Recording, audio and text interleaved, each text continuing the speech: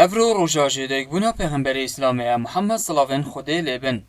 و سالانه خلق به ریو رسم جدا جدا پیشوازی لوی روژه دیکن. خدا انشالله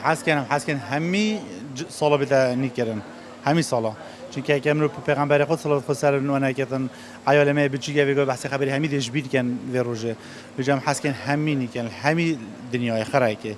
از بینم هندی بیشن بیدعای و درسته و اویدیا بس از بینم نکم خود درسته یعنی هندی متجع پیغمبر خود صلوات خود سر کن ولی پیغمبر ما صلوات خود سر بن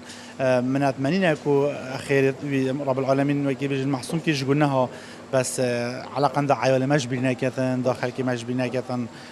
سرارای افساله لدهوک جداج سالن بوری گلک بسستی و خواوی افروژه هاته ساخ کرن لیولاتی دیار دیکن انجام دانو ساخ کرن روژا جدیک بنا پیغمبر اسلامه در برینش خوشتویا خلقی بو سرور مسلمانان محمد صلاف لیبن. باور بك افريكا ان شاء الله رجاء كابيروزا ابخو رجاء بونا پیغمبر صلى الله عليه وسلم يا دست نشان كري نينا بس وك تكنولوجيا علم برينو كات بيجن هجريبو افروجا بو رجاء خد تعالينا الدنيا وتوي رجدات مريت نجي افتشتنات يكرن وقت پیغمبر صلى الله عليه وسلم وصحابه وتابعيه تابع التابعيه وسلف الصالح حتى بشت 400 سال بيبا شنو رجاء تنشات كرن هر چوابيت افتشتنات يكرن بس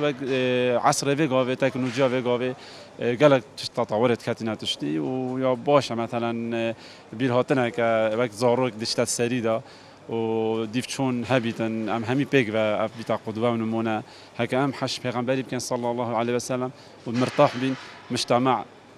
همی دیفچونه بکن و گلجی دیفچونا پیغمبری بیت کردن صلی الله علیه و سلم دمالا مرتاح بید د صلات مرتاح بید همی د یک دست و یک دل بن همی د بنا برایت پیغمبر اسلامی محمد صلی الله علیه و سلم دوازه ربیع الاول لسال 571 زاینی لمکه جدایک بویا دجیه 63 سالی دا لسال 13 کوچی لمدینه و غرد و ماهیه کریاو سالانه مسلمان جبو در برینا ویانه روژا دوازه ربیع الاول ساخت کن بری و رسم جدا جدا